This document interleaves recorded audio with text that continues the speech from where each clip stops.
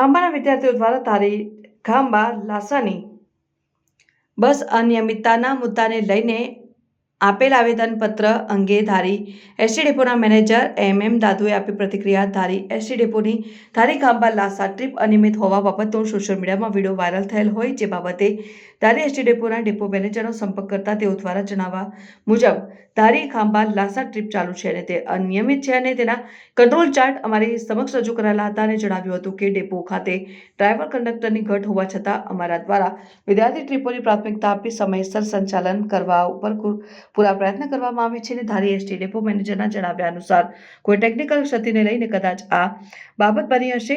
ધારી ખાંભા લાસાની બસ નિયમિત રૂપે યોગ્ય સમયે જ ઉપડે છે. ડેપો મેનેજરે વધુમાં જણાવ્યું કે ધારી ખાંભા લાસા જે બસ છે તે વિદ્યાર્થીઓ માટે જ છે.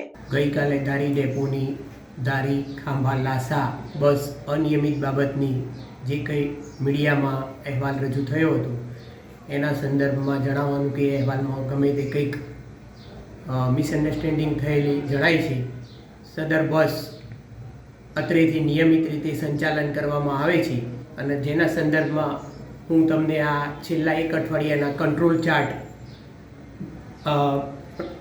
બતાવું છું કે જેમાં આ બસ નિયમિત રીતે સંચાલન થયેલ છે.